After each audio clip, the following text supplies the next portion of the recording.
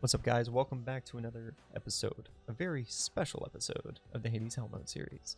Today we're going to be answering a question that I've been hearing a lot of. I would say probably at least once every stream. Hear the question of what makes Hell Mode so difficult? What is the point of it? Where are the challenges? We're not seeing it in the stream.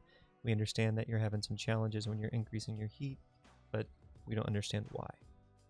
So today we're going to be diving in. We're going to talk about what Hell Mode is, what the differences are, and where the challenges really come into play. And of course, guys, if you like the content, or if you want to see more of us, or if you just want to support our channel in some way, liking this video is the best possible way you can do that right now. It's going to help us get this video in front of more people who could benefit from the content and learning about this series, as well as learning about Hell Mode along the way. So I want to thank you again in advance, guys. Let's get into it. Alright guys, before we get started, there is one thing that I really wanted to make sure that I just kind of added as a disclaimer. And it's really two things kind of tied into one, and that is Hades Hell Mode can be accessed at any point in time. With that being said, what you're about to learn is this is a new game file. So if you started playing Hades on a single file and then you decided, hey, you know what, I want to try out Hell Mode, be aware. It's a new file. It's a new game. You're not going to be taking anything with you. So what we're going to talk about is the increased difficulty from the very first run moving forward. So we're going to start from the top and we're going to move down.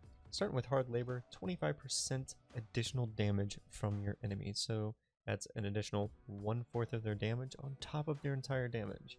It adds up really quick, especially with our next one, Jury Summons. So Jury Summons, each rank makes you face 20% additional foes. So right now we're having a fifth more of the foes and a fourth more damage. So it's starting to add up a lot already. And if you can take a wild guess at what this is just by looking at it, Calisthenics program is 15% additional health. So you have more enemies that are tankier and do more damage to you. Now, we're starting to move down the page to my least favorite. We have two that are really rough. Budget cuts. Budget cuts. Each rank reduces the mirror's maximum benefit by 500 darkness, starting at 2500 darkness. So this is one of the biggest differences between the primary game and Hell Mode. In the primary game, you can just load up your mirror and you're good to go. Do whatever you want with it. Have a good time. Blow out your damage. Get all the casts you want. And just have all these extra death defiances, get all these extra percentages on your boons to make sure that you're having just a wicked run and run really strong. Budget cut destroys that.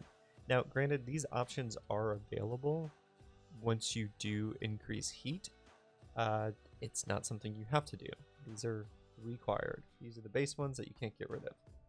Now, last and certainly not least, this one, personal liability, is not available in the primary game. Personal liability. Each rank reduces the damage threshold at which you briefly turn impervious by 100%.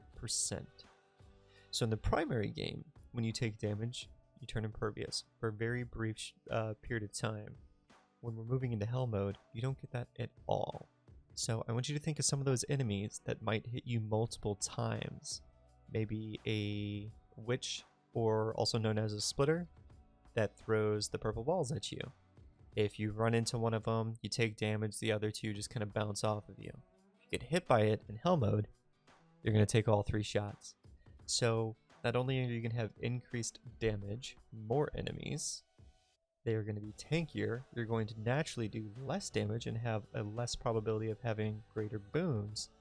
On top of all of that, with those enemies being that strong and you taking that hit, you're losing a huge defensive ability in the impervious threshold, just not existing at all. So it is a lot harder, folks. It's not something that is for the faint of heart.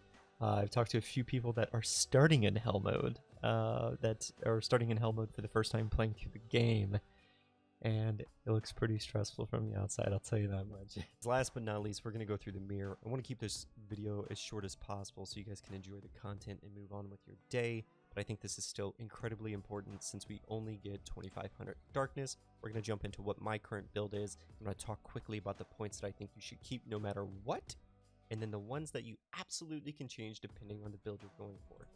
Let's go. So, Shadow Presence. 10% damage increase when you strike from behind. Max it out. It's cheap, it's worth it, use it. Don't think twice. Adding health every time you enter a chamber. Again, it's too valuable not to pass up. You go through so many rooms in these runs that a free 3 health every single time can save your backside when you least expect it. So, take it. Don't hesitate. Take it. Death Defiance. Oh my goodness. For 30 darkness, take it. You're going to die. Get used to it. Might as well be playing Dark Souls, okay? Take it. Move on. Greater Reflex. With only 1 dash, it is near impossible to avoid a lot of types of damage in this game, especially as you get later into the game, like the Styx in the Hades fight. Sometimes even 2 dashes doesn't feel like enough to get out of range of some of these huge AoEs. So as the damage increases, take that into consideration. This is going to be the best way to save your backside. Boiling Blood, another 50% going into it. This is absolutely key for boss fights. Once you start increasing your heat and it keeps pushing forward, you need to be able to do more and more damage. And in these boss fights, having a cast inside of an enemy, you got one every single game no matter what. You're going to be fighting bosses one at a time, usually. So take at least one cast and make sure you're doing 50% bonus damage for putting it in something. Infernal Soul. Getting an additional cast, this is one that is debatable. You don't need it. It's cheap. It's nice to have, but you absolutely don't need it unless you're building into a cast build or you're just looking for some boss AoE with cast spamming. Deep Pockets, this is another one that is something you can play around with and determine how much you need out of it. I love having the extra gold. I think I spent about 500 points in this. Is that what I did? 22.95. I spent about 200 points on it, excuse me. So for 200 points, you get an extra 50 gold every single run. That's great for entering those early rooms and being able to jump directly into a well and get an upgraded rarity on a boon. Remember, the name of the game is damage increase and avoid as much damage as possible. So, Thick Skin, the extra 50 health. Like I said before, you're going to die a lot. This one I think I spent the second most on. This I spent about, oh goodness, I actually spent a lot on this. I spent a little over 600 on this. So, definitely worth taking. Don't think twice about it.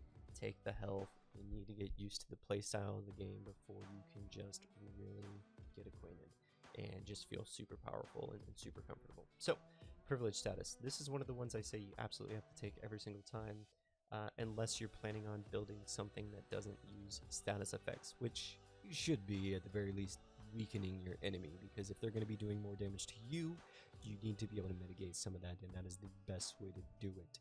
A prime example of how this can be extraordinarily powerful is something like Weakness and Doom. While Doom is cast on someone before it does the damage and Weakness is on them, you're going to see this status effect above their head, next to their health bar, and for bosses, it's going to be at the top of the screen next to their health bar. So that's when you know you're going to be doing that extra 50 from them. So unless you're really thinking about playing a crazy build where you're not going to be doing any status effects, you're probably going to end up with them whether you like it or not. So I'd take it every single time.